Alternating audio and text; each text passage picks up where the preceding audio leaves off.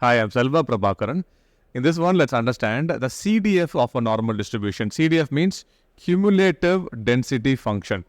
Previously, we saw the PDF, that is Probability Density Function, and it looked like this. So, for various different values of the mean and variance, you get different locations of the peak and the flatness of the curve. The mu controls where the peak occurs, and variance controls how flat the curve is. We know this much, right? Now from this, if you want to estimate the cumulative density function, all these curves become monotonic. It keeps on increasing until it reaches the value 1. So all of these curves, irrespective of the colors, will eventually reach the value 1 on the top. Why? Because remember, the total area under any of these normal distribution, any of these PDF functions equals to 1. Now, in that context, if you want to find the area of a curve, for example, if you have a curve like this, let's say you have a density function that looks like this. If you want to find, and let's say the 0 occurs over here, and the value 1 here, 2 here. And if you want to find the area starting from minus infinity value of x all the way here, alright, till here, till this part. If you want to find this area of this curve, what you want to do is you want to find out where the 2 occurs. This is what we are interested in. This is the area we are interested in. In this curve, we want to find where the 2 occurs and find that spot. Let's imagine we are talking about this particular curve. Okay, mu equal to 0 and variance equal to 1. For this curve, see where it hits the red curve over here. This value along the y-axis, gives you not just the PDF. This also represents the area of this part of the curve. So this is one situation. Now, what if we want to find the area between the value of x that ranges between 1 and 2? So this area alone, right? This area under the curve, what is the probability? What this area represents? This area of the curve represents the probability where the variable x lies between 2 and 1. How do we find this probability? What you need to do is you find out the value of CDF at the value 2. You already did here. Alright. You also find out the value of CDF at 1. This point 1. See where it hits the curve. Probably it hits somewhere over here.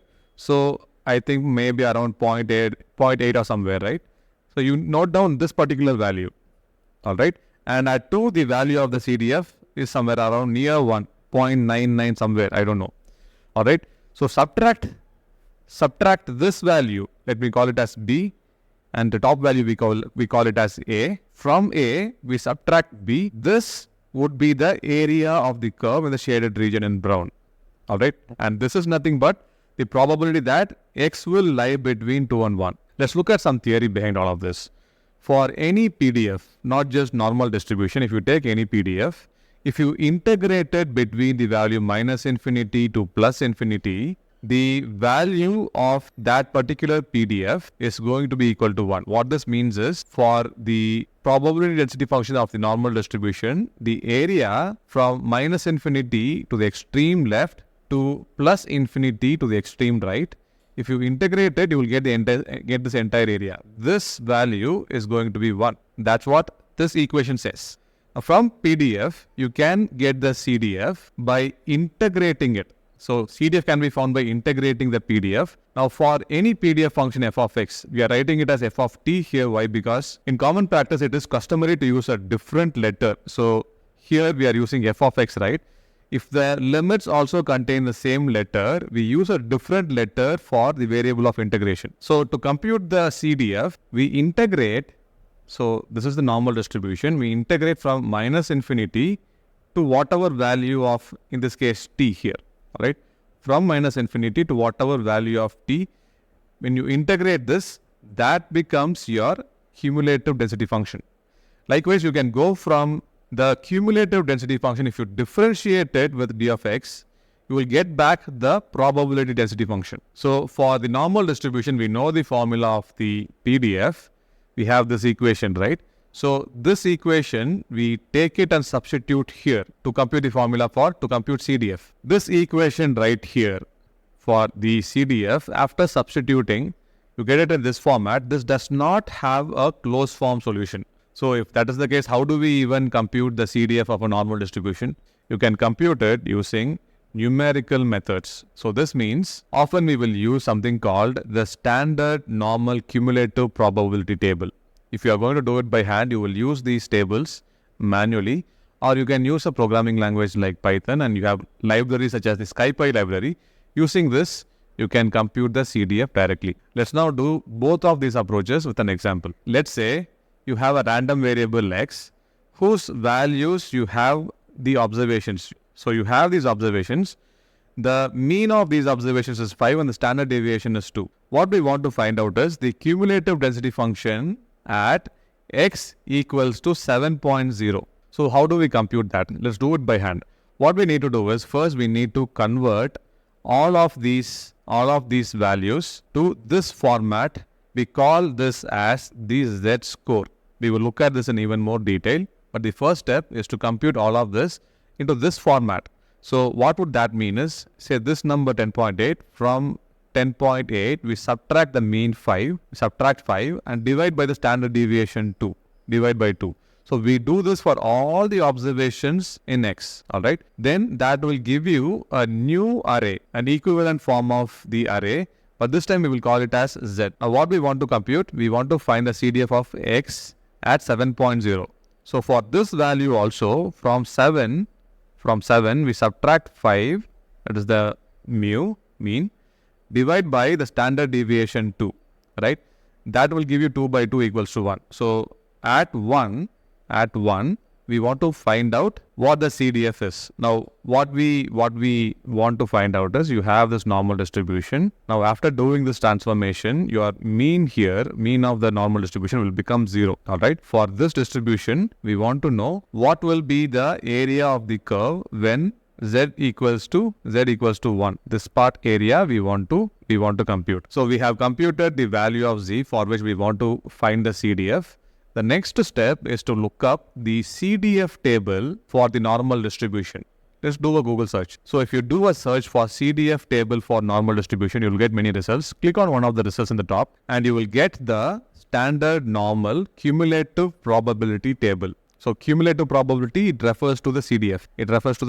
Now what we are interested in finding out is, for z equals to 1 for our case, what is the CDF? What is the cumulative probability? We are interested in the very first column. Alright, this particular column. Any of the values in these column, what it represents is, let's say when z equals to -3, the value for the very first column here is 0.0013. What this represents is, let's say here, this particular point, the value of z equals to -3, let's say. Actually, it will be very, very close to the extreme left. For understanding, I'm taking this to be -3. What this value represents is the area of the curve from the -infinity up till the point where z equals to -3. This shaded region right here is given by these values. Now for our case, what we want to know is, what is the CDF? What is the CDF? That means the area under the curve when z equals to +1. Let's say z of +1 occurs over here. Alright. So we want to find this area, this particular area I'm marking in green. To compute that, you need to look up when z, this value equals to 1.0. So let's scroll down. If you go down all the way, it will come, 1.0 will come. So here, the value that we want is 0.8413, corresponding to z equals to 1.0. So that is exactly the value, that is 0.8413 is the value of CDF when z equals to lesser than or equal to 1, which is nothing but, you can have an equal to here, which is nothing but the CDF at x equals to 7.0. Remember why we are saying this? Because from x, we subtracted 5 and divided it by 2. That was how we got the value of z to be 1. Remember, z equals to this. So from z, if you want to get x back, you take this 2 over here. So x minus 5 equals to 2. X equals to 2 plus 5. You can get it back. Now, instead of referring to the CDF table manually, you can compute it in Python directly. Import from SkyPy, import the stats module as stat. Alright, we are defining the mu as 5, sigma we know is 2, and the value for which we want to find the CDF, x equals to 7. Alright, so from this 7 only, we did x minus mu by sigma, remember. We don't have to do this step. We did z equals to x minus mu by sigma equals to 5, right? We did this step earlier. Now, in Python, you don't have to manually do it. What we need to do is, from stats, we can call norm.cdf, stats.norm.cdf, pass in the x directly, pass in the mu and the sigma also to this function. This will give you the computation and directly you will get the answers 0.841. So this is the Python equivalent of the same exercise that we just saw using tables.